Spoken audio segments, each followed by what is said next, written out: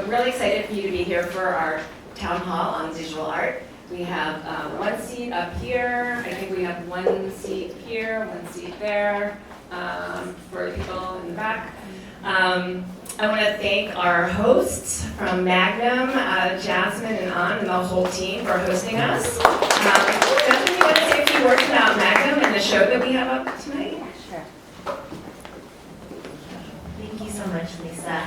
Hi everyone, I'm Jasmine Chang. I'm the space manager here at Magnum Foundation. Mostly I just wanted to say a warm welcome. So glad that you all are here. We're so happy to be hosting this town hall here in our space. So I wanted to share about Magnum Foundation. We are a nonprofit organization. We expand creativity in documentary photography. We do that through events, through lots of grants and lots of fellowships where we invite documentary photographers to think expansively about the field. Two things I wanted you all to know about. One is that we have a fellowship twice a year called the New York City Fellowship. If you know of photographers, friends in New York City who are photographers working on projects in New York City, we have two fellowships where they can work with us for 3 months as well as be supported to do their work. So please let people know about that.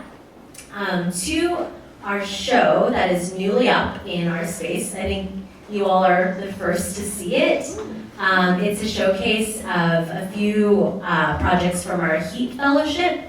It's photographers around the globe who are working on creative ways of picturing the climate crisis. And this opens next month. In the new year, we're going to have a number of programs and open hours exploring this theme. So please stay in touch, sign up for a newsletter in the back, and we'd love to see you all more at Magnum Foundation.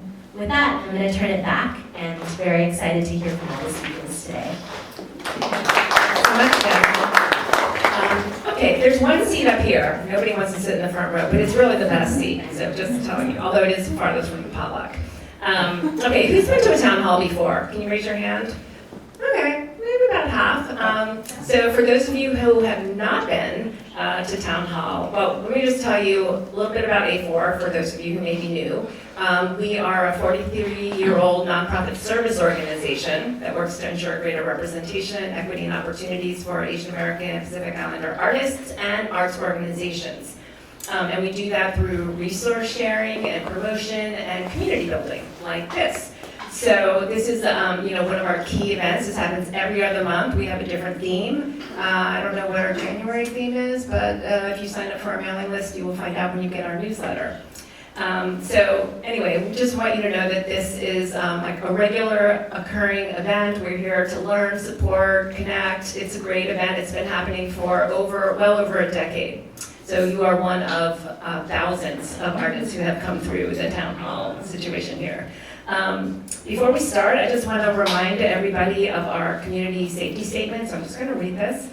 We aim to create environments in person and online that are welcoming, inclusive, and safe, physically and emotionally for our community members. So if we observe actions or behaviors that can be interpreted as harmful or threatening, A4 retains the right to use our discretion and remove the offending party. So for our community safety, we further reserve the right to suspend an offending party's attendance at A4 events, both in personal and virtual, in perpetuity, and removal from our online offerings. So be nice, everybody. I'm going to share some protocols and announcements before the real action starts. So we are recording this event, as you may know, and we'll be posting it online on our YouTube channel. To view it later, you can see many of our other previous town halls there as well. Please silence your phones if you haven't done so already.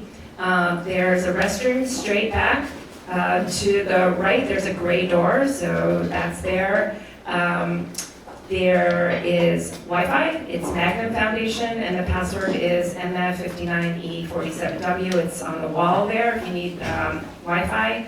And then we allow mingling and mixing and chatting afterwards, but you can't stay here forever. So we suggest that you go to Phoebe's right around the corner. It is a bar right on the corner at 4th and Bowery, and they have good beer on draft. Okay, so for those of you who are new, this is how tonight's gonna go. We have 2 featured presenters. Oops, sorry, okay, we've already switched. And we have 2 groups of short pitches, which are 2 minutes each. So I have an alarm there with a little countdown clock. So please stick to your 2-minute time limit. We've got a full schedule tonight. Be considerate of the people that have to go after you, because you don't want to eat into their time. So after the first featured presenter, Umber, goes, then we will, I'll call the names for everybody who's going in the first round of 2-minute pitches, and your names will also be up on a slide here. So be ready to go when I call your name, and then I'm gonna have I'm gonna be sitting right here, and I'll have the clock so you know when your time's up. We'll have a second presenter, Sarah, we'll repeat the process, and then once we're done, if you all are moved, you wanted to sign up, but you didn't have time, you can do a 30-second pitch. So you have to fill out your name and your social media handle or your website or whatever, we can get in touch with you on that sheet, and then you just line up here, and then you go in order. And I'll have a 30-second timer for you there too. So let's see, what else do I need to tell you? I will tell you, okay, I told you that we're recording. Tag us if you're sharing. We love to share. We have 19,700 Instagram followers. We need 300 more by the end of the year. So everybody help us make 20,000. It's a big goal. We also have a survey. QR code's very, very fast. It's like 5 questions. But we ask that you fill it out because it's really important, because it helps us improve our programs and make sure that we are serving your interests. So we want to hear from you, what we can do better. And we do listen, but these pitches used to be a minute, and people were like, that's way too fast, like, make it 2 minutes. So we did. So we do listen. Now people want 3 minutes, but then that's too long. Okay, so also, note that we're going to be sharing the slideshow with you after. Just mail it to you if you've if you registered or you've given us your email address, so you don't have to worry about scrambling to write things down. I mean, of course you can if you want to. Let's see, what else? We have a couple of upcoming events that you may be interested in. We have 2 Van Leer Fellows in music. Davey Majeski is going to be performing Friday, December 12th at the Salon on Kingston, that's in Brooklyn. And Humbo Kai is going to be presenting a multimedia performance at Friedman Gallery on December 13th, Saturday afternoon around 5. And that's very close, just down on Bowery here. Another important announcement, we have a grant program that's open. It's called What Can We Do? It was started during the pandemic for artists to show acts of creative care to the AAPI community. We give you $1,500 to do a project. A lot of people apply, so there is a criteria for evaluation. But basically, the project has to be either in serving the community of Chinatown, Manhattan, or Flushing, Queens, or the Palestinian creative community, or promote solidarity between the AAPI community and other communities of color. So that's pretty broad there, but if you want more information, we're going to have an info session. It'll also be posted online, so check that out. Also check out the AMP. So we have an online, no, that one's open. That one's mine, but that one's open. Yeah, so we have an online magazine that we started this year. Next month, we're going to be celebrating our 3rd print issue, our 3rd year. I can't believe it's been that. And we have a very special artist who did the cover. I'm not going to tell you until it's announced, but it's going to be a really fun party. It's going to be, where is that party? Oh, it's at Welcome to Chinatown, also on Bowery. So that is December 12th? 18th, I lied, sorry. It's the 18th. And yeah, we're going to have more snacks and more beverages and trivia and printed magazines for everyone. It'll be a lot of fun, so please come on by. All of this information is going to be in your upcoming newsletters. It'll be on the website. And finally, we are planning an event, an dance festival, an AAPI dance festival during the APAP showcase. I don't know if you all are familiar with APAP, but it happens in January. It's like the biggest presenter art showcase in the world, maybe in the world, I don't know, definitely in New York, definitely in the US. So people come from all over. So we have 3 showcases of AAPI dance. On January 10th and 11th, we're going to be presenting at Ailey Studios and at New York City Center. So check that out, it's very exciting. And then finally, just let us know what you're doing. we have a community calendar. It's free, easy to post, so check it out. Post your events so we can feature you in our newsletter. We also have opportunities, jobs, residencies, yada yada. That's also on the website. Yeah, fun bit of trivia. It's our most popular page on our website is the opportunities page. Lots of people, like if you get a job or whatever, let us know because we like to know that it works. We think it does because it gets a lot of hits. And then always we have to thank our support. We don't have to, but we would like to thank our supporters who make these events possible and make them free to all of us. The New York City Department of Cultural Affairs, in partnership with the New York City Council, the New York State Council on the Arts, with the support of Governor Kathy Hochul and the New York State Legislature, the Howard Gilman Foundation, C.J. Huang Foundation, and so many individuals just like you.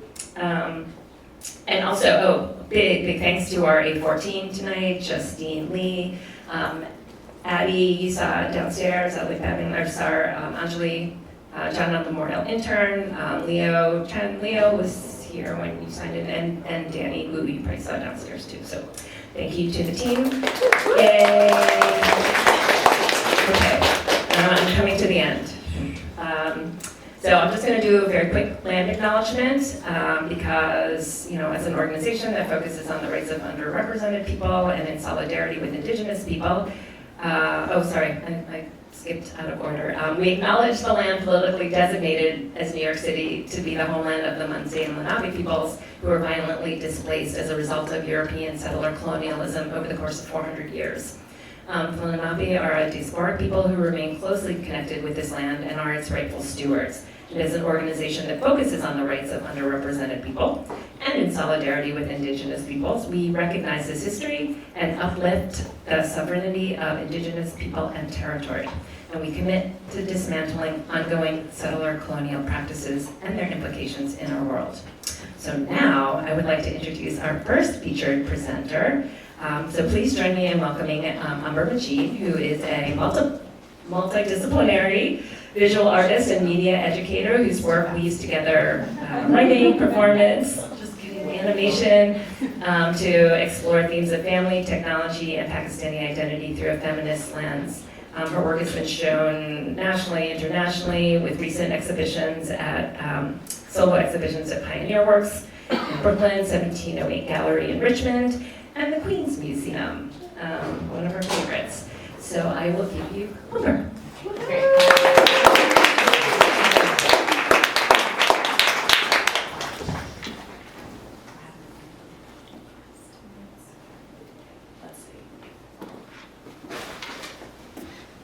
Hi, everyone.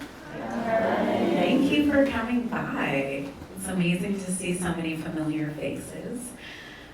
Thank you to the team at Asian American Arts Alliance and Magnum Foundation. Tonight I'm going to go over my current show at the Queens Museum called YTECH. I was awarded the 2024 Queens Museum Jerome Fellowship, and I had an opportunity to work with the fantastic team at the Queens Museum, also including Sarah Cho. We had the opportunity to do research and look at the New York World's Fair from 1964 to 5. And I focused on looking at the history of the Pakistan Pavilion. So the show is currently up till January 18th, 2026, so please stop by if you can. There's also a wonderful show. There are other wonderful shows, such as Monkey Baba.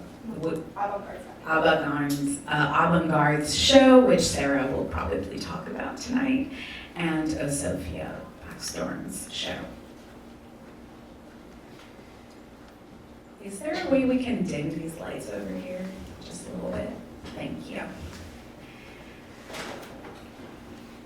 So, much of the histories regarding the Pakistan Pavilion have been reimagined through my uncle's failed tourism company called Trans Pakistan. Trans-Pakistan existed in the 1990s and early 2000s and dissolved in 2005 due to the implications of the war on terror. It's been an opportunity I've taken the opportunity to work with this entity through digitally revitalizing it and using it to look at various case studies. One is gentrification case looking at a corrupt housing community in Lahore, Pakistan called Town, as well as the second case study looking at the South Asian diasporic histories of the Pakistan Pavilion and also connecting it to a local community called Jackson Heights, and in particular to a phone repair shop owned by a Bengali uncle called YTECH. The show is narrated through various digital media. It's a multi-disciplinary show. There are drawings, there are ceramics, there are also moving images and XR media, so augmented reality. A lot of the media is pointing towards speculative fiction and is narrated through an inverted Apple logo. Let's see further. We see on the lower right-hand side. She narrates various histories and historical points and asks viewers to take out their mobile device to be able to enter the various portals into Trans-Pakistan and the Pakistan, or what we would consider the Trans-Pakistan Pavilion.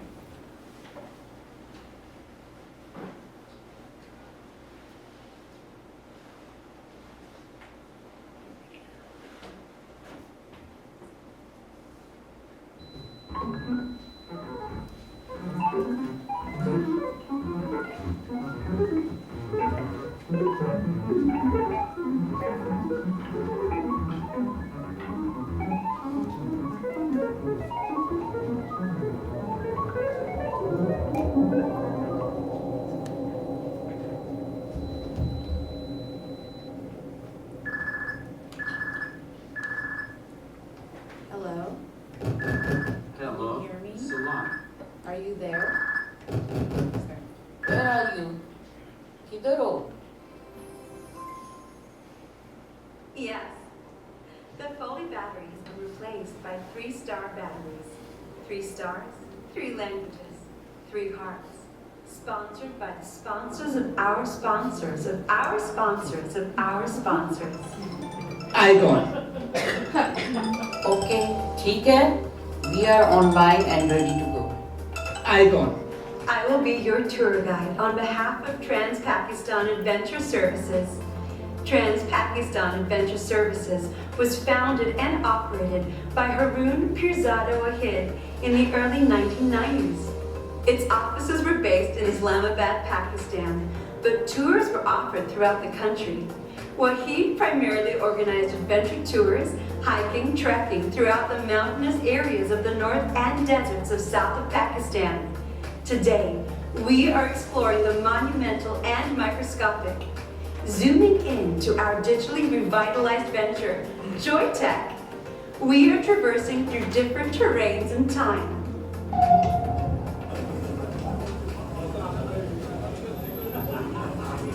आ जाओ.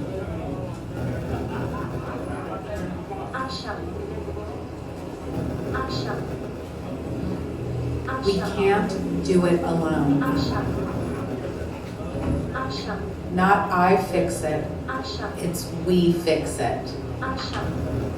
Local, right? And is the American people, they cannot do it that way because it's unauthorized. Unauthorized person cannot use that logo. If you use that logo, Apple logo, they're gonna give the ticket, something like that. Unauthorized. But our country, Pakistan, and the Asian people, they can use anything. This is not a certified country over here. Before we go any further, take out your device And as you stand in as a tripod, our adventure services include an exploration of software, wiring, glitches, a single pixel. The phone is the interface to explore what Trans-Pakistan has to offer. A pirated underground. We are on the site of the historic Pakistan Trans-Pakistan Pavilion. Icon. The Pakistan Pavilion was part of the international area of the World's Fair of 1964. Flushing Meadows Park, Queens, were the original fairgrounds. The 1964 fair was to be themed peace through understanding. The fair was intended to assist in educating the peoples of the world as to the interdependence of nations and the need for universal lasting peace, as said by Robert Moses, the founder and director of the 1964 to 65 World's Fair. Okay, listen, I can show you something. You see that one? The language and religion? Yes. If you put in the USA, you can use only for the USA app. You see the United States, you can change anywhere. You can go to the Pakistan, Bangladesh, anywhere. You can put and you can comes everything there. Just a reminder. Original one always the more expensive. Need a minute to restart the interface. Please hold. We need a minute to restart the interface. Please hold. Mobile, possibilities. Mobile, possibilities. Mobile possibilities. Trans-Pakistan Adventure Services is offering to repair the cracks in your screen and memory through an augmented reality experience. Visible through your screen, cracked or not. Replace your screen, yourself to yourself from ourselves. Once you enter the gallery, on your left-hand side, read for step-by-step instructions. This experience requires the use of a smartphone and access to the internet. There is a network connection available called YTECH, and it is provided specifically for this experience. Please read the instructions on the wall labels and note that there is a QR code provided for this augmented reality experience. For this specific piece, there are separate instructions and 2 QR codes provided for a full experience. This will allow for an AR animation to play and a website interface to follow. You can create your own digital postcard that will be downloaded to your phone and an online gallery. If you need support, please check in with the Trans-Pakistan agent in the gallery. Do not touch the drawings on display. Do not touch the drawings on display. Do not touch the drawings on display. Do not touch the drawings on display. Do not touch the drawings on display. And now, day by day, they are upgrading. Every time they tell you, before you use your phone, they told you, update. When you update something what you use for 20 years, it disappears because no more. You lost the way of using the phone. Another service provided is a free update for your phone called Zoom In, the digital experience. Trans-Pakistan is recycling, updating the Pakistan Pavilion. Update your software. Aspire to keep yourself up to date. Emerge from the underground, the pirated. Whether you are aware or not, your phones are outdated, depleted. They are in need of repair. Our bodies have been deleted, compressed, zipped, to be stored in the hard drives and archives. Please grab your phone device and follow me to the left to enter the Trans-Pakistan experience. Hold on to your items as you walk through alternative networks. Underall. Underall.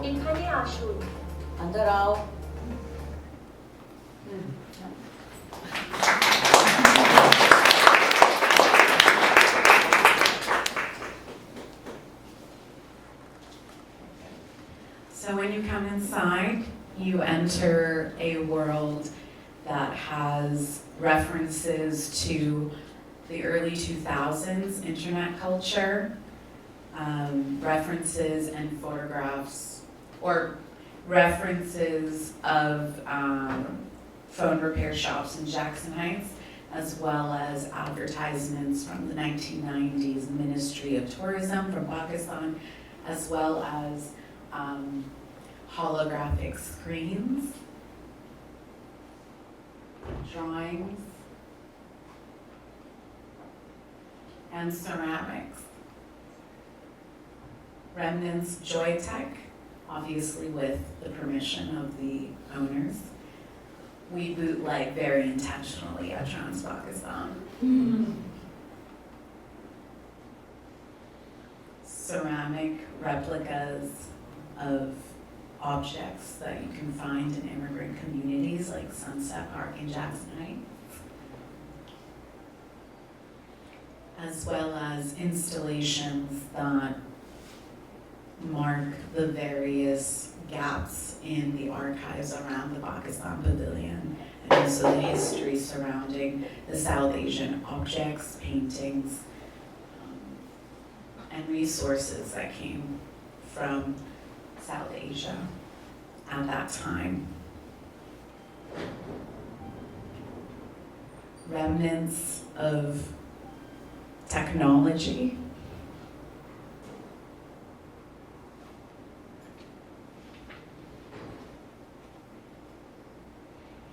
and a little takeaway, creating your own little digital postcard through this drawing/augmented reality experience.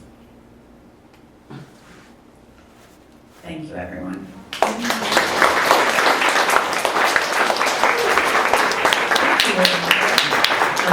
you. All right, so next we're going to begin the 2-minute pitches. So I'm going to ask you all to be ready. We're going to start with Stephanie Kim, Saba, Harley, Joshua, Lexi, Matt, Nicole, Leo, Lavani, Lucy, and Nadira. So, Okay, I'm going to give you this. You can put it here if you don't want to hold it and wait for me to start the 2 minutes. You can do whatever you feel comfortable. Yes. Okay. So you can start. Okay. Hi everyone, I'm Stephanie Kin. I do design, animation, and writing. Excited to be here today. So what you're seeing here is this digital collage I put together on Photoshop, and it's a mixture of scanning paper, also taking photographs and extracting them, and then also adding my own illustration. And it reminds me of one of those farm-to-table, like overpriced cafes you find in like formerly industrial neighborhoods. And the gloves over there are like something I do quite often. I can talk about that in a bit, but what I think about overall is just being able to take a look at items that have been discarded or forgotten, whether they're infrastructure or they're also just street trash. I feel like a forager on the New York streets, just constantly looking for them. And a question I ask quite often is like, what that exists in public is like deemed like appropriate for me to take and to reinterpret in my own kind of like work. So to be able to take an original piece of work and then manipulate them to other objects and even animate them. So this is like an image of like just me collecting a bunch of gloves. I actually have more than 89, but I don't think I properly archived them. And then just my process, as I mentioned earlier, is to use photography and then also scan in paper, and then also just put everything together on Photoshop and then eventually animate them. And what I'm really hoping for just from today is to first see who thinks about technology and art. I know artificial intelligence is a really topical subject, but I want to think about how to react against it. Like the tools, like we're becoming like more distant from tools, and how can we kind of be more conceptual and kind of work against that. Or if anyone also like works with virtual reality or other mediums, I'd be happy to talk. But yeah, thank you. great. Next, Hey guys. This is my first time doing a presentation like this. So my name is Saba, and I'm going to talk to you about a project I'm working on called the Sabanama. I was born in America in the 70s when my dad came to do his PhD in comparative religion at Harvard. And the project I'm working on is a combination of my upbringing as a Muslim Indian American. And so I'm basing it on little miniatures, but because I'm American, I'm going to show you, I've supersized it. And it's called the Sabanama, which is the book of Empress Saba. Just like the Akbarnama, the Humayunama, the Shahnama are books of the emperors, it's about my reign as queen of my life. I'm planning a series of 12. I finished 3. They're incorporating interactive elements. So the first one has a television in it. Let me see here. Yeah, that each quilt is a page from a manuscript. So I'm using sari borders as the intricate illustrated borders. I'm using my parents' clothes, immigrant clothing, and American calicos. So this is my mom holding my second quilt, and each one also incorporates poetry. I come from a family of poets, so I have a ghazal written in English, and a ghazal is a poem about longing. This one is longing about home. This is my first quilt about Ramadan. That's actually my grand aunt's wedding scarf that I made the moon from. That's me with my halo, Empress Saba, on the roof of my Skokie, Illinois house, which I've mobilized. My brother is breaking his fast in his baseball outfit with a hot dog and a root beer float, but my mom's busy making samosas. And that's a scene from my first fast when I was roller skating, and it was summer and it was hot, and I drank water by accident. I went to my dad and he said, oh, that's a gift from God. So this is my second quilt, and I wanted to show you how I made a digital sketch, our friend here who did the digital collages. And this is me growing up. I get older and older as you go around, and this is the actual quilt images. Is that time? Really that fast? Okay, that's my last one, which I'm going to show you real fast.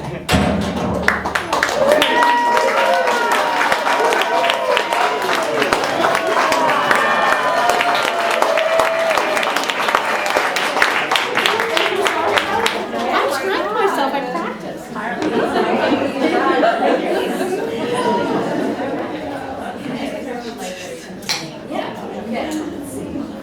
I can click through here. Hello, my name is Harley Negrico. So happy to be here. I am oh yes, that's my name. That's me. I'm an artist and photographer and educator. I help manage the photography department at Cooper Union, and I'm doing my MFA. I'm in my second year and doing thesis work. So I'm going to show you 2 projects that I've been working on. I've been working with a lot of my family archive photography. This is a landscape photo from my grandfather. He did a lot of vernacular photography in our family. I'm from central Pennsylvania. He migrated from southern China in the 30s, and there's just so many photos to go through, and I've been thinking about architectural influence on how we look at images and what is revealed and concealed. I've been loving all the collage work tonight, so I also work in that. So this is a photo that has been printed as a cyanotype and cut out in a Chinese lattice design, and it's double exposed. So this photo is using the same information as this photo. Whoa. So I'm working on this series a bunch to think about different ways to view photographic information and views from my family. There's more on that in a second. This is another photo that my grandfather took. This is of a laundromat that they ran in central PA. This is a soft ground etching in Taglio, if we have any printmakers out here. I cut it up on a laser cutter and reprinted it, kind of crazy. And I did these Shinkole cyanotypes to break up this image even more. I'm really into printing things in different ways, and printing is different modes of seeing and feeling. I also cast this in plaster, which is really insane, and then I made it into another shape and weird architecture stuff, and that's what that looks like. Cool. Thank you. I'll be in this online conference about photography if you want to look at that. Thank you.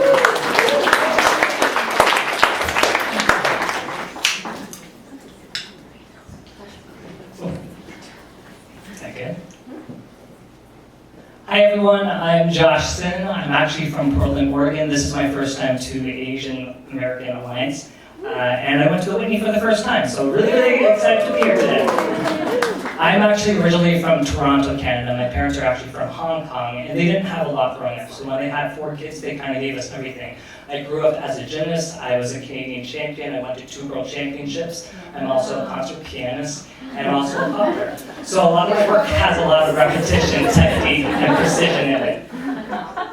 But I'm really inspired by genealogy. My parents are really into this, and this is a little from the 1500s under Chu, and this is all about the descendants. I created this series of descendants, really honoring the ancestors and the past, and how do you bring them into this future moment. I work with the Portland Art Museum, Portland Chinatown Museum, I wish the Portland Art Museum, and I created these 3 descendants, 11, 12, and 13. These are looking at the invisibilities of the Chinese Americans when they first came here. These are 3 different versions of invisibility. The first one is on camouflage, and the middle is on cloaking, and the one on the left is around reflection. This is my most recent work at Portland, at PNCA. This is looking at the Chinese lion and how do you embody that and how do you bring protection into this world. My next project is actually working with the Lansu Garden in Portland. This is a 40,000 square foot city block, and I get to use this entire thing. The designers are coming there. I want to make over 50 pieces, but really bring it all here. So if you have any opinions and thoughts on how do you work with historical pieces, come talk to me. Wow.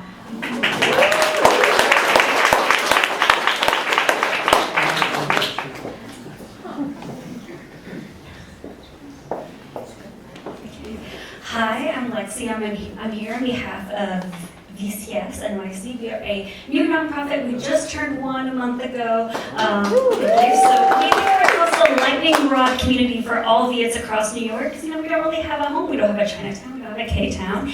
And so this started with a project between a friend and mine, who actually I met through a friend that I met at a town hall. He was like my 2 Viet friends. You should collab.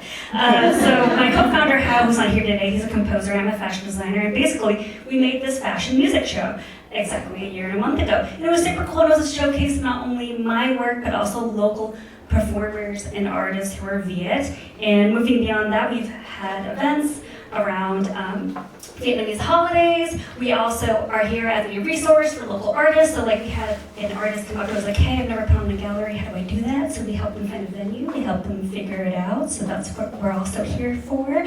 And then we also do workshops. We've done dance workshops, traditional and modern. And then our most recent large event was, did you know that there's no formal Southeast Asian American festival for AAPI month? So we're like, let's do it, let's make our own.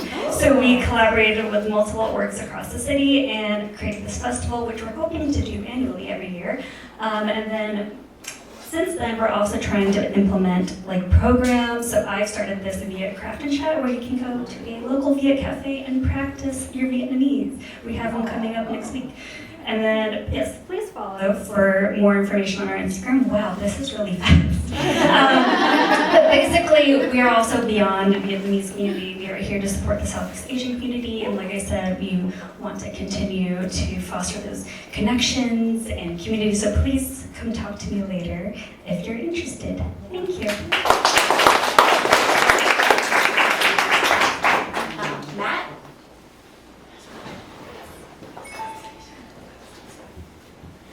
Hey everyone, I'm Matt Liu. I'm a Queens-based photographer and teaching artist. So I'm so excited to share my 1-year-long documentary photography project with you, and it's called Distance and Scene. So I teach photography in high school, international high school, and all my students are teenager immigrants. And they just got to this line, and they cannot speak English that much. So we use photography to amplify their voice. And this is the project description. So I'm working with Josephine Herrick Project, which is a non-profit organization, and we teach high school students photography. So yeah, something like that. And also, I'm so excited to share. This is my first ever solo exhibition in New York. And shout out to Justin. Thank you for building the connection It's Queen's Public Library. So the opening will be on December 4th, 2025, Thursday, and I will be there to do a short artist talk. So everybody is welcome. And I'm gonna go through all my, like some of my selected photos really quick, just in case some of you cannot make it. And this is the start of the project. He's one of my students. His name is Yong Ye, and he just came from China. Actually, in other words, he just grabbed by his parents from China. Yeah. And this is Justin, a Latino boy, pretty shy. And some of my students. And this guy is like, I took my students to hang around with the flashing area. This guy always be there.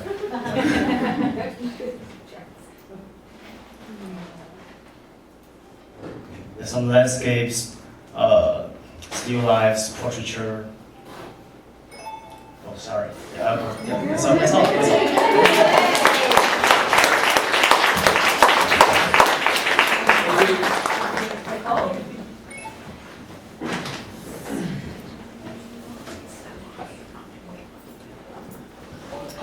Okay. Hi everyone. My name's Nicole. And time. Okay. So I'm mainly here to talk about 3 ongoing projects that I have, and if you're interested in any of them, I'd really love to talk to you about potentially collaborating. That's me with less hair, and I work across urban design, writing, and textiles. My current artistic practice, I'm trying to gain more money. And I'm looking for more collaborators rather than just having participants in my artistic projects. This is kind of like a central question that I use to guide my work. And one of the projects I'm looking for collaborators on is co-facilitators for doing quilting workshops, intergenerational quilting workshops as a way to archive queer histories in New York City and in particular in Brooklyn. I'm currently writing a series of short stories within the world of Everything for Everyone, which is a really cool book that people should check out, imagining what life in the aftermath of potential internment of Chinese people in the US would look like after 2040s.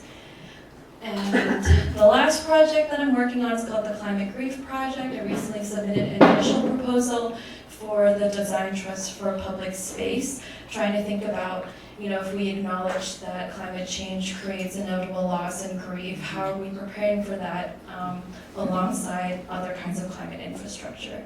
And I should hear about this in mid-December, so if you're interested in collaborating, we'll have the chance to further develop a proposal in January and February.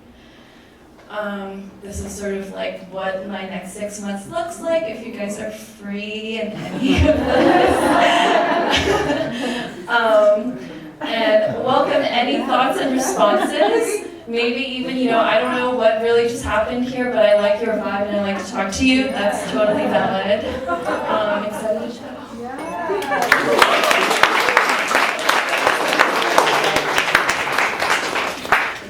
Leo, Kim, is Leo here? Here.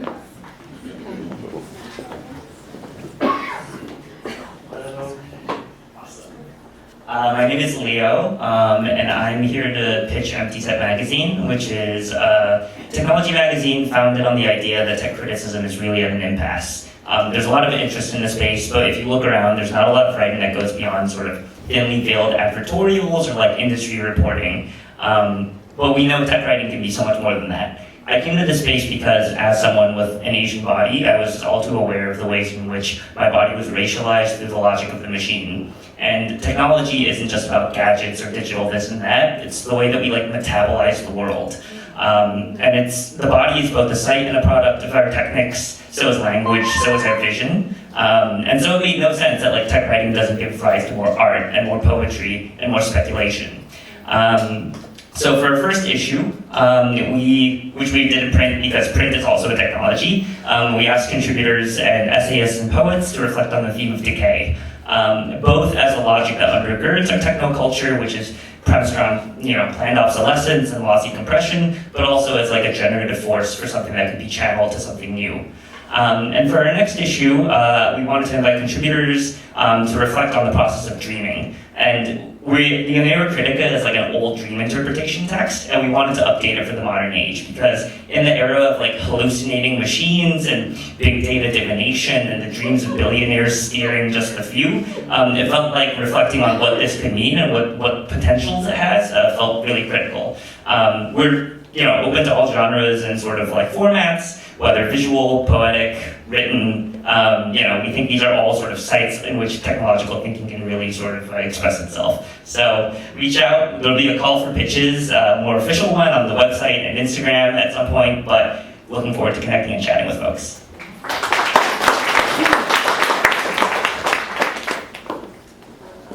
Avani? Avani Patel?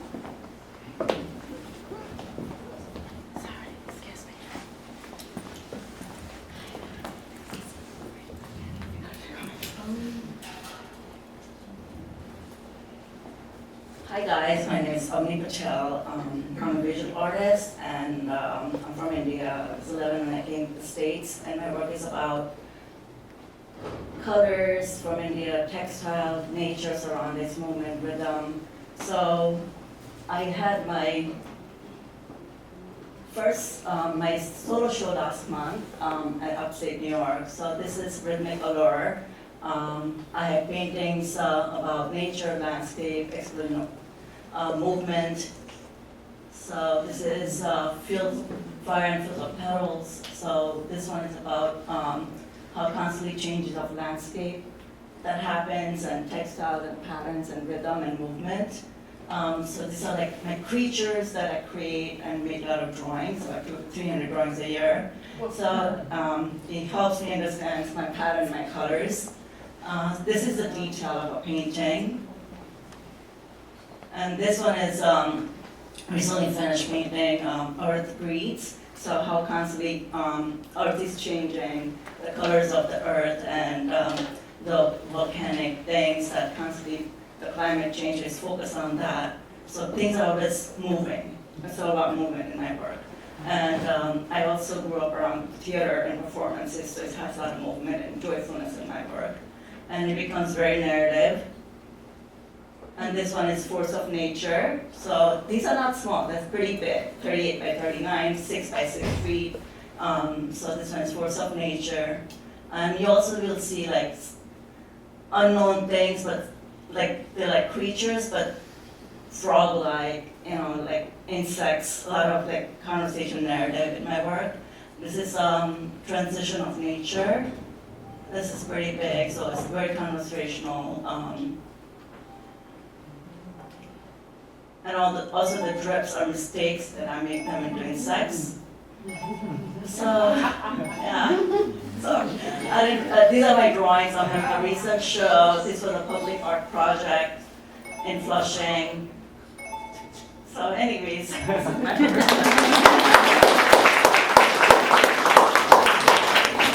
Lucy? We're actually 3 people, 2 minutes, very ambitious. Okay. Yeah. Okay, yes. I'm Lucy, this is Sembo and Yaya, and together they make Exonomo. I'm here on behalf of Now Here. Oh, where's our clicker at? Oh, sorry, you just told me that too. Did I press this middle one? I'm wasting time. How do I work this? Up the arrow. Oh no. Anyway, we showcase and support Japanese artists living and working in New York City. We do it through a few different ways. Oh yeah, of course, that makes sense. We have a gallery space. We're moving from Soho to Tribeca at the moment. We also have a studio program in Dumbo. We make books, and we've started an archive project as well, archiving decades of Japanese artists and their work in New York City. In our new space, though, we have Exonomo showing their first work, so I'm going to let them do it. Press the right. Hi, we are Exonomo. This is Sembo, and I'm Yae. And we started working together in 1996 on the internet. And we chose the internet as a creative media to express ourselves and communicate with others. And okay. Yeah. So around 2000, we began creating installations to connect the internet and the real space. And our art practice is always focusing on the boundary between the digital world and the physical world, because we want to reveal the mystery of our body and mind, and which is continuously changed by the development of the technology such as the internet. So, and then next we are going to show our new installation, which will be exhibited at the Now Here Gallery next year. Okay, so it looks like this. Now we have just 3 seconds. Let's quickly see. Something is happening. It will be very good. It will be very good. So come to our show. And then we are looking for co-organizers for the random event during the show, and media support and exhibition offers and contact us. And this is a link to reading. Yeah, we got everything. Okay, yeah, so just scan it.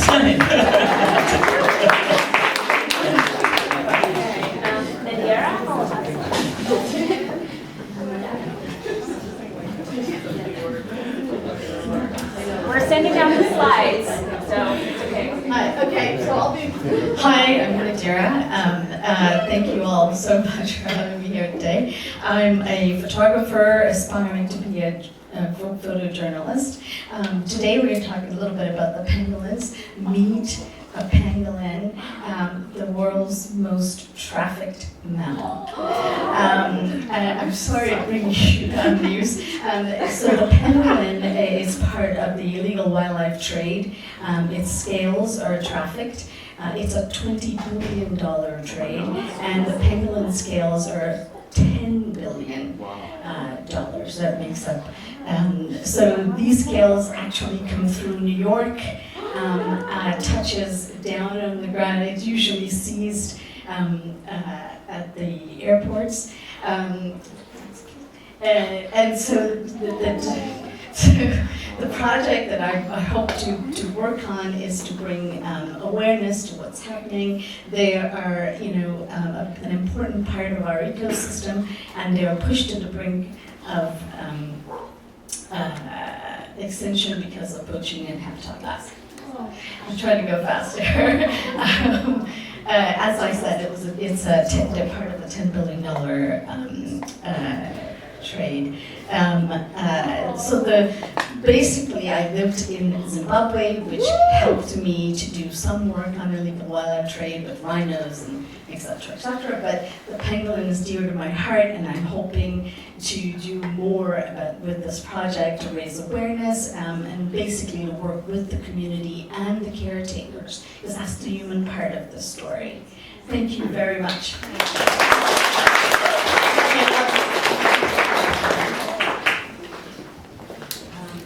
Okay, so let's give a big round of applause to all of our presenters, right?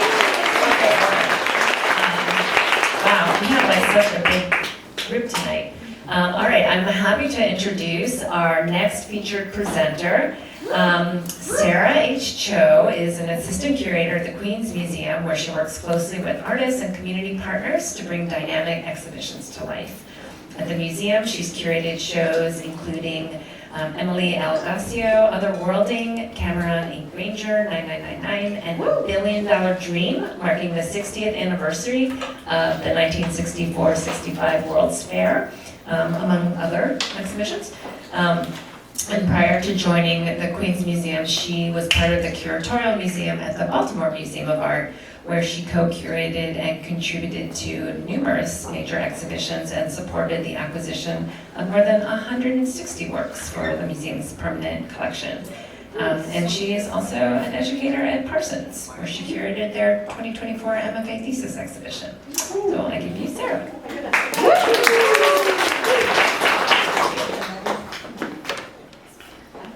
Thank you. Oh wow, that's a lot of people. Hi everyone. My name is Sarah. I use she, her pronouns. I'm really excited to be here with you all. I was asked to share a little bit about my curatorial practice and what I've worked on, and there's some artists here that I've worked with in the past, so I'm really excited. I said, oh, hey Kim. Great. Okay, so I started off at the Baltimore Museum of Art, where I was a curatorial assistant in American art. I was trained as an Americanist, so that means, I work on historic art and contemporary art, thinking about what it means, like the very, very broad description of American art, which is constantly changing. I got to it thinking about, when I go to a museum, do I see the histories and visuals of my friends and families are reflected in it? And the answer is often no. And so I was part of the historic department, the Historical American Art department, and contemporary, worked on contemporary as well, and contributed to many an exhibition, including the ones over here. And I have had the absolute delight of being able to really develop my curatorial practice and thinking about artists from marginalized communities, artists of color, women artists, queer artists. They are all communities to me and big loves to me. So the first show I had the pleasure of curating, I co-curated at the Baltimore Museum, was Beatrice Glow's show, Once the Smoke Clears. Beatrice Glow is a Taiwanese American artist who is now back in New York City after being in the Bay Area for a while.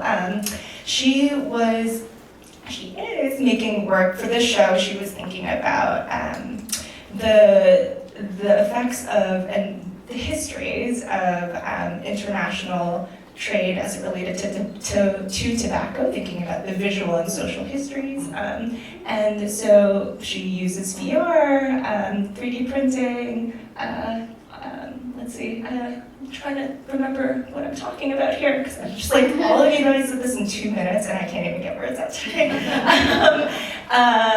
Drawing, textile, sewing. She's an incredible artist who does deep dives in thinking about, historic, like 18th century, 17th century, 15th century art and connecting it to the present and thinking about the legacies of colonialism. Contributed to the rehang of the American Modernist collection, there are some artworks in here that I helped acquire for the museum, including Richmond Bartier's sculpture right here, as well as, is that a pointer? Ooh, yeah, okay. The Lois Mailou Jones painting over there, and quite a lot of other artworks that are not shown here right now. I helped acquire over 160 artworks for the museum, many of which were works by artists of color. These are a few of the ones that I was the curator of record for. Jade Snow Wong, on who I have written an essay that should be coming out in an anthology on race and design next year, hopefully, who was a San Francisco-based Asian American visual artist. The work that I acquired for the collection was, the second work by an Asian American woman to enter the decorative arts collection of the museum, and then, that led to other works to enter the collection through thinking about enamel and decorative arts, and then of course Beatrice's work. Oh, right, I forgot about this slide. Yeah, I was a founding member of the union at the Baltimore Museum of Art. I really and labor equity, and we all deserve accountability and fair wages, so go unions. And then I joined the Queens Museum. I'm from Queens, it's home to me, and so it was really nice to be able to return to an institution I grew up going to. I did this kind of career switch between working on both historical and contemporary and really focusing more on contemporary art. And the reason for that was, I love doing the historic work of filling in a canon of artists that have been creating and are creating, and building the histories that students and artists and everyone, the public, is coming to learn from. But sometimes that work can be really exhausting. Sometimes that work is reading traumatic stories and trying to think about how to present them in a digestible way to the public. And I thought, instead of working on historic materials, often when they are by white colonial artists, thinking about the visibility of artists of color or people of color in the United States, why not work? Focus more on artists who are making that work today and using their own voice and having that, having agency and thinking about the histories as it relates to their cultures, their peoples, and their communities. And so that's what I came to the Queen's Museum to do. And I work closely with a lot of emerging artists. This is a near and dear love to my heart. I work on one of the fellowships that I work with is the Q.M. Jerome Foundation Fellowship, which Umber was a part of. And the first show that I worked on was Emily Gossia's Otherworlding. Emily is a fantastic sculptor and drawer. She makes a lot of work about her relationship with her just passed away guide dog, London, and then about thinking about disability joy in a world that is incredibly ableist, how to find that joy within community, how to find that joy within interspecies relationships. So that's Emily's show. Cam's show. Cam is right back there. Sorry to show you up, Cam. Cam, who was an institute fellow at the Art Museum, at the Queen's Museum. Cam's show, entitled 9999, was really thinking about, and this is partial because I'm in front of camera now, thinking about the histories of segregative urban design, and was building in, I guess, visual histories of video games, and also thinking about the legacies of Black magicians, incorporating all of these together in thinking about segregative urban design, thinking about, the way in which redlining and all of that, it could be, and the way in which highways pave over Black and Brown communities, have paved over Black and Brown communities, as perhaps like a magic spell, and how to break that magic spell. You look at histories of Black magicians, and that's what Cam did, and did an incredible show using prints, sculpture, and these great, great films. I'm going to shout out, Cam has a work up at Ferguson Gallery right now as well, so go check out his work. And then the last show that I recently curated, I know Maureen is back here as well. Maureen Kapagan and Jebi Jovitu are part of the duo Avant-Garde, and their show Makibaka opened this year in March, and is up with Umber Show, and closes on January 18th, the day before MLK Day. So Jebi Jo and Maureen Avant-Garde are utilizing the framework of the 1964-1965 World's Fair, the Philippines Pavilion and the New York State Pavilion, as kind of an inflection point to think about the histories of Filipino Americans in the United States. And so thinking about the 1965 to 1970 Delano grape strike, in which Filipino and Mexican farm workers banded together to create the first farm workers union, and fight for rights, workers' rights, which, as I said, is near and dear to my heart, and also the passing of the 1965 Immigration and Nationality Act, which changed the nature of immigration. That's why many of us are in this room today. But also changed the nature of Filipino immigration from a more migrant farm working labor to nursing, and also recently a lot more education as well. And so thinking about the relationship to the Little Manilas in both here in Queens, in Woodside, as well as the Little Manila in Stockton and Delano, California, and connecting all of these histories together through the framework of 1965. So yeah, that's all the slides I have prepared, but I think what I love so much about working with artists is that you all dream and think beyond what is on paper, what is in history. You dream of new futures, and you make me really, really hopeful about how we can move forward from difficult histories, how we can think beyond just what we think is possible. And so I want to thank you all for all the work that you do, because that's why I like being a curator, and that's why I like, I think, in dark times, I look to you all to help me think beyond what I think is possible. So, thank you all.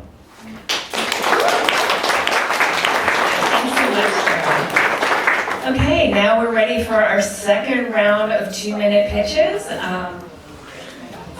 So pay attention, remember the name of the person that goes in front of you. So Nadine, Dakota, Misha, Sian, Anushka, Christopher, Alvin, Sivan, and Amanda. You can sit if you want, sure. I will. This is the clicker, that's this order backwards. And let me turn on the. My feet don't touch the floor. Okay. Hello all, my name is Nadine. I was born and raised in Brooklyn, New York, to immigrants from India and Fuzo. And a lot of my work is because of this odd upbringing that I had, where my eccentric New York City lifestyle really clashed with my traditional Chinese American home. But it was precisely this upbringing that led me to make the work that I make today, which is heavily influenced by identity and using the camera as a tool for understanding and care. So this work that we're looking at is called Would You Still Love Me If I? And it's a project that I developed as a love letter to my parents and my family, tracing their path from China to the United States. The camera really provided an entry point for intimacy, and I, through intimate portraiture and assemblages of objects, I imagine how you can only be seen if you allow yourself to be vulnerable. And this work exists between two worlds, and it's really interesting to see how it's been coming about. It's also challenged me to develop new work where I use archival imagery and self-portraits to focus on what it means to be a first-gen daughter. So when I'm not working on deeply personal projects, I still shoot for fun because I love photography. And I mainly work in editorial and commercial spheres in New York City, but I also love collaborating with my dearly talented friends, some in this room, who really inspire me every day. And I've also had the privilege to have publications commission me. But ultimately, it really leads me back here with my family because they allow me to do this through sacrifice. And I really acknowledge and I accept a lot of values inherent to Chinese culture, but through photography, I'm able to make them my own. And it's really when I stop this internal violence and embrace the joys of being from two worlds where beautiful things came about.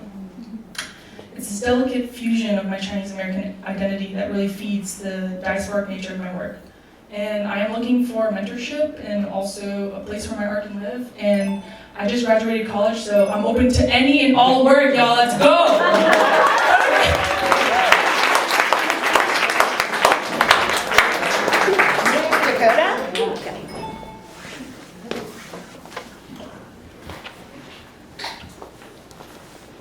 Hey everybody.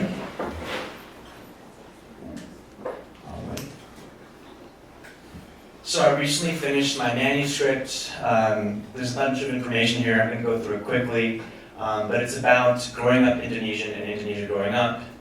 And I'm looking for editors and a designer. As you can tell by this presentation, I do not have a design touch. It looks pretty bad as I go through it, but you'll get the point. So if you read any of these books, this book is similar to that. It's an Indonesian story, but it's relatable to anyone who's Asian American, a minority, whether you've lived abroad or know somebody who's been abroad and are experiencing some sort of cultural dysphoria.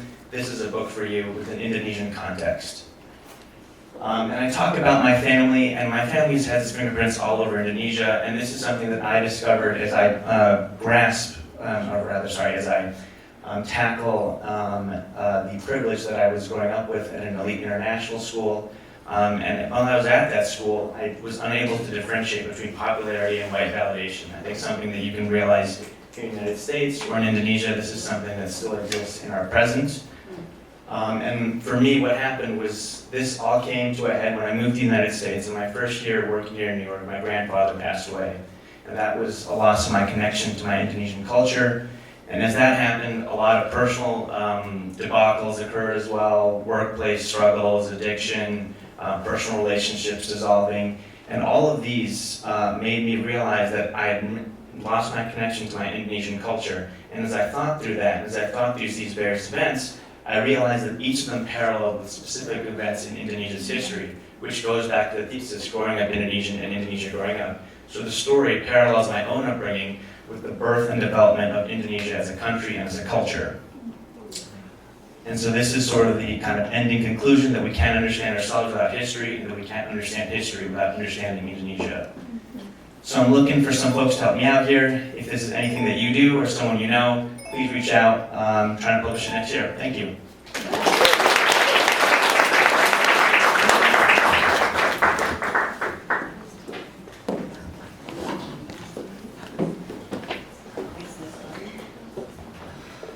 Hello, my name is Mija John. I created an art space called Mija Works.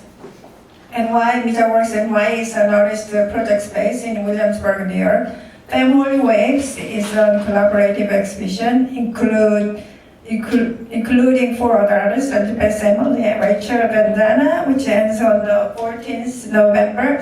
In relief to AI appearing the violations of our femininity, Family Waves introduces works of women's resistance in New York City. In spite of being fluid forms, they affirm their own insecurity as a serenity. There was an electronic performance with a software musician, Electric Teen, who is here tonight. Book of Volumes, A Million Roses is one of my installations in the show, translates biometric imagery into paintings on canvas.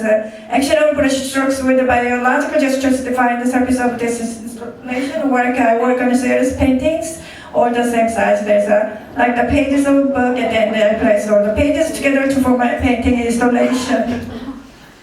The dots on the paintings represent molecules and roses. Each dot is its own universe with its own depth and color variations. I mix the colors directly on the canvas. Each one is organic, unique as in nature. By repeating this bioscopic images onto large scales, I construct one whole book of biomes without the intervention of technological equipment, including photographic images. I am attempting to capture the essence of what makes us life form towards one fluid for my composite biological environment of the life stories, the graffiti influence the strokes, and another lot of my painting called the Family Biomes. I'm recycling, revitalizing on all the painting. I am adding molecules together like a rhizome. The circus and the facial expressions with emotions. This painting exemplifies the Mija Works NY project space. Femininity to me is a fluid connection to my neighboring molecules. Artists like my own process building paintings to democratically eventually I want to create an art community culture. I invite you, 29 Monroe Avenue, Williamsburg. Thank you.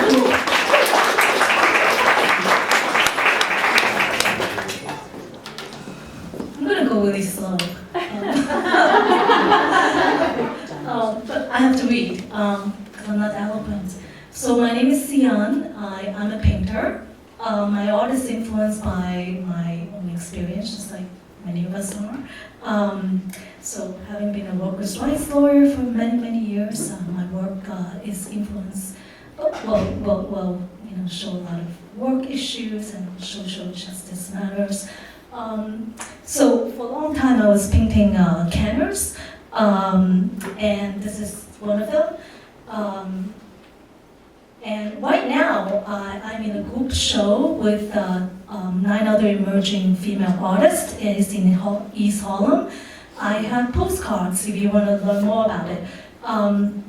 It features 5 paintings in my current projects about Chinese immigrant women workers. It's not here, but this one is called Surviving. Oh, actually, oops. Does it go back? It doesn't go back. Sorry, just, okay. Okay, so, but if you get to go, there's another one called Boss Ladies, and it shows a vendor selling all kinds of stuff, from underwears, pajamas, jackets, you name it, for the immigrant community. So the show ends beginning of January 2026. So please stop by if you can. So this is the show itself, some of the paintings in the back. I also want to invite you to a party, fundraiser. And it's the New York Artists Equity Association. They're organizing this boho bazaar party fundraiser. Why am I talking about this? Well, I'm a board member, and the director is also right here, sitting here. So if you have any questions, please ask him as well. So Artist Equity was founded in 1947. After, oh boy, I want to tell you a little bit of the history, so if you want to talk to me about it, let me know and talk to Michael. Thank you. Is Anishka here? No Anishka? No? Okay, Christopher? Is Christopher here? Hey everyone, yes, I'm Christopher Powell on behalf of CRS Center for Remembering and Sharing, a healing and arts organization in the neighborhood founded by Japanese writer, lecturer, and mentor Yasuko Kasaki. We have some upcoming projects to share. 2 years ago, we started online arts magazine, onlylove.art, to profile and spotlight art and artists around the world who really inspire and uplift others. If you're interested in contributing, please get in touch. December 1 at Friedman Gallery, Crossing Boundaries Concert 24, led by the amazing Korean artist Gamin, with contributions from Satoshi Takeishi and several other team members that explores memory, resilience, and ancestry. December 14th, Greenwich House Music School, Crossing Boundaries 25, led by Jen Shu, with Sumi Tonaoka and Valjean T, drawing on their multi-ethnic family histories to explore themes of immigration, identity, belonging, and blending music, movement, and storytelling. And then in the spring, we're bringing our exhibition, Life is Art, is Motherhood is Art, which we just showed at Tenri Cultural Institute in July, to Kyoto and Tokyo, and then hopefully to Europe after that, which features mother artists from around the world, documenting how motherhood in many different ways is a generative source of creativity, constantly demands creativity, and though widely, historically excluded from the art canon, is really fundamental to life and should be celebrated. If you know any mother artists you'd like to share later, or resources, get in touch. Thanks. Alvin?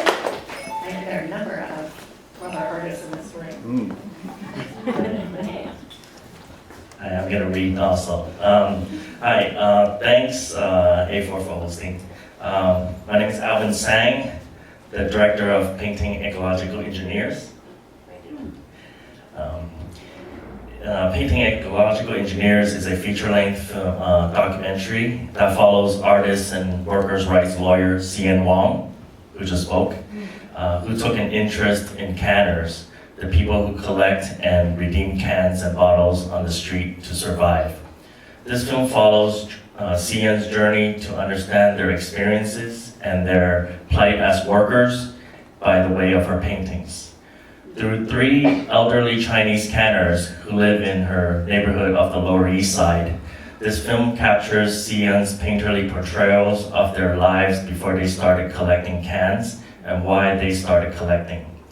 From interviews with canners on the street and in their homes to discussions with canner advocates at Cian's art exhibitions, this film further explores the issues of workers' rights and the meaning of work. Since Cian was a workers' rights lawyer for 25 years at the National Labor Relations Board, you will learn a bit about our nation's labor law. The film is now about 80% done, and we just launched our Seed and Spark fundraising campaign earlier this week to support the remainder of the editing, and we're asking for your support. Please scan the QR code or search our film on Seed and Spark website. We appreciate any amount you can give. Thanks a lot. Thank you, Sina.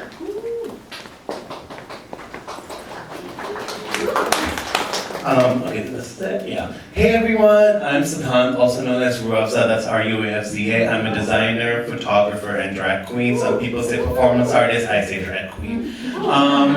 A lot of my work is mainly like photo and design, and you'll see some of it, all of it is not here. There are QR codes for you to explore it later. Things that I do outside of design and photo is like anything you pay me money for. So for example, you can go to the New York Historical right now, there's an exhibition of the sari, and one of my saris, I'm very honored, it's involved there and you can see it. It was the sari I wore for the Paper Theater List Awards. And then also on the 4th of December at Printed Matter, Kyrgyzstan is doing a launch for Karachi After Midnight, where I'm curating a reading circle. A lot of trans Pakistan will be there, so you should come. But yeah, other than that, my personal photo practice is kind of just exploring like what it means to be sort of this immigrant who moved here in 2018 and also moved with like a college paying, like institution paying them to come here, and kind of a loss of privilege, but also like kind of recontextualizing of like my own politics. And I also in my day job take photos for people. So I recently took photos for Dazed Middle East. And yeah, I just also do like shoots for people's birthdays and stuff. So if any of you just want sick photos, hit me up. No, absolutely. And yeah, I also make a lot of my personal work deals with lenticulars, and I'm looking to get back into it. So if somebody wants to fund that really expensive hobby of mine, but they're essentially images that change as you move, which are pretty cool. I'm stupid in the way that I make really cumbersome art. So this is an exhibition that's called Dukan, and it talks about fascism through Indian products that are iconic, and then they talk about how these iconic pretty products go back and give money to the BJP, which is a fascist like place. Last thing, on the 28th of November, I'm showing Showgirl, which is my first original play. Part of it was shown in La Mama, right across the street. It's like, come on everybody, it's at a gay bar, come see some cool shit. Here are QR codes, and that's it.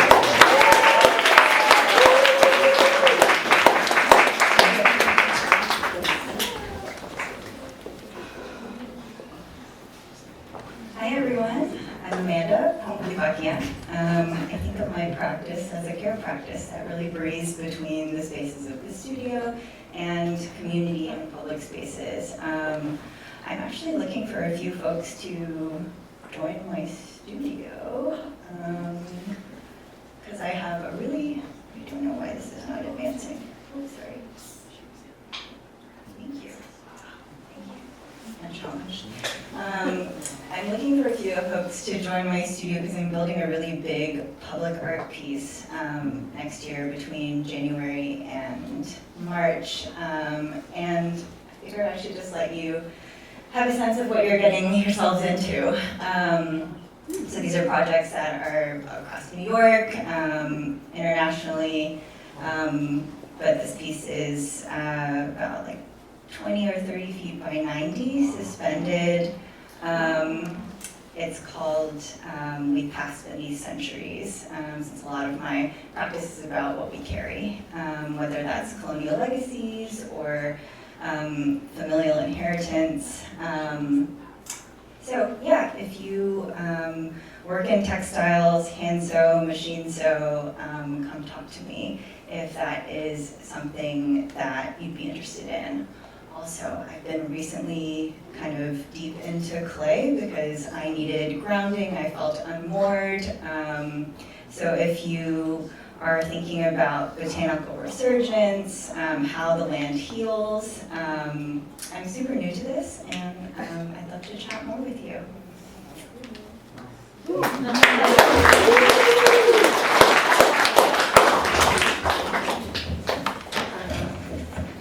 Well, that is the end of our 2-minute pitches.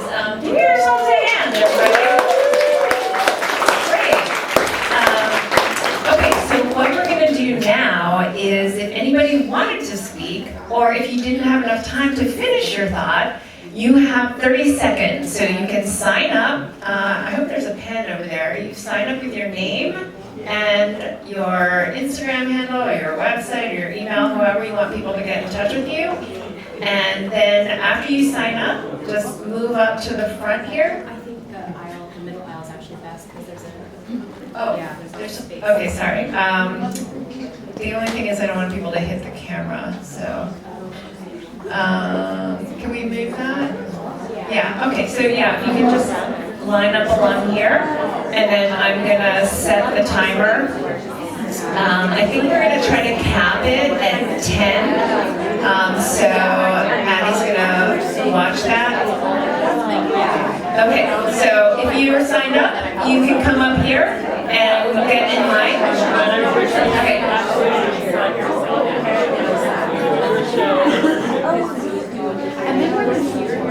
Okay, who signed up? Over here. Okay, get in line. Start here. Okay. So, yeah, stay in line here, otherwise somebody will take your turn. Okay.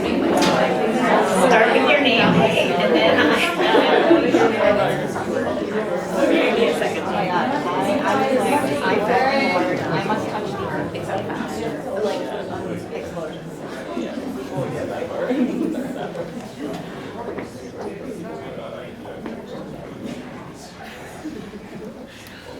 Game show.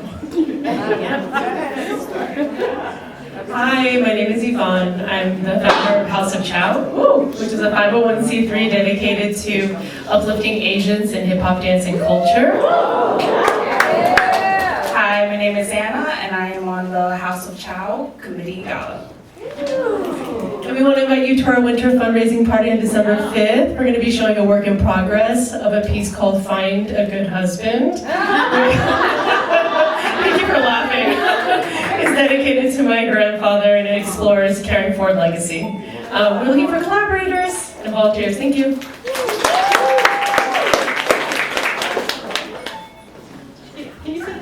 Yeah, hello, my name is Michael Gormley. I'm the Executive Director of the New York Artists Association, and we were founded in 1947 by Gwendolyn Knight, Jacob Lawrence, Paul Katniss. So we were doing diverse in 1947 for what was cool, it was dangerous. So in Boho Bazaar, it's at an art cake, which is by Industry City in Sunset Park. It's a riff on art fairs. There's collectibles, fashion. There's about 50 booths. There's a lesbian, punk rock, drag queens, and we're giving out Gwen Awards to 80s people that were, in the 80s that founded the downtown scene. So come, it's $5 to get in, and it's worth it. Hi everyone again, I'm Lee Patel, so I'm in a group show that opens up tomorrow in Williamsburg, so if you need information, come to me. It's going to be 20 South Asian artists, so we'll be displaying their artwork in Williamsburg, and also I'm part of Sanitation Foundation organization, so you adopt a spot and pick up a litter, so I adopt 2 spots in Brooklyn and New York, and I do my litter pickup 3 times a week, so get in touch with Sanitation Foundation and adopt your place. Thank you. Hi. It feels good to be here. Hi, my name is Emily. I'm first generation Taiwanese American. I'm a costume designer mainly for dance and theater, inspired by immigrant stories. So if you want to collaborate, chat with me. I'm also a jewelry maker as a hobby, expensive hobby for sure. I started making jewelry because I feel like it's a personal and intimate, like a talisman for me. So if you love fashion and jewelry, come chat with me too. Thank you.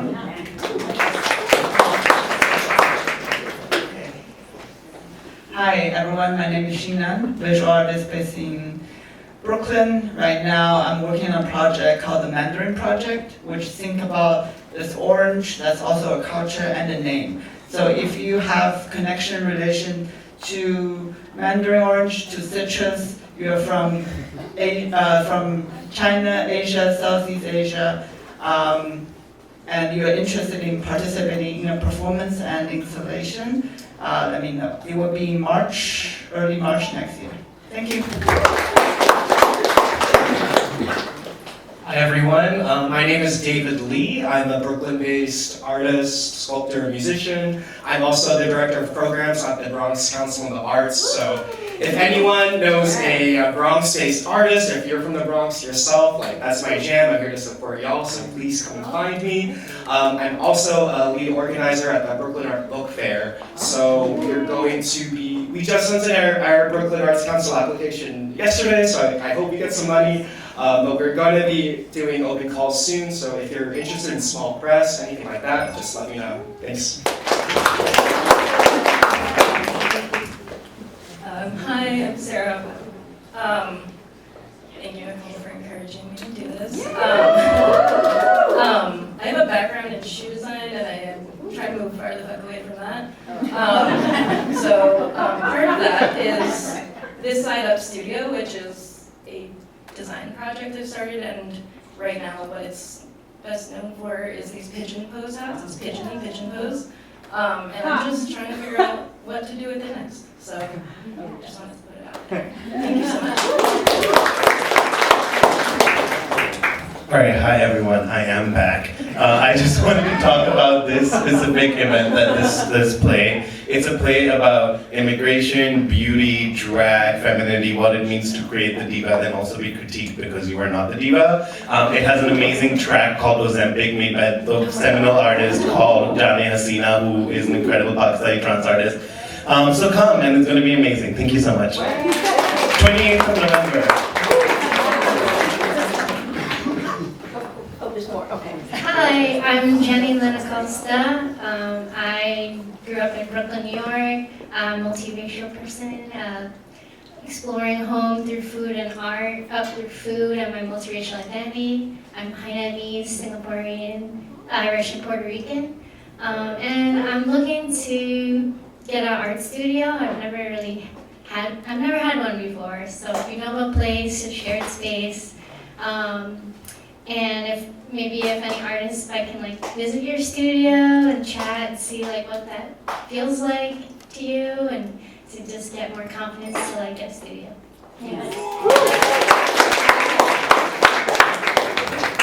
And I'm back too. I'm so inspired by all of you, by the way. Just two things. One, going back to the party that Michael and I are trying to invite you to. If you want to sell your art, we still have tables. I confirmed with Michael. Please talk to him. Jewelry, art pieces, whatever you want. And since you all are so good, and I'm a workers' rights lawyer, I offer for free if you guys ever have workplace issues, questions. Not legal advice, but I'm willing to, share with you what you can do or where you can go. So anyway, nice to meet you all.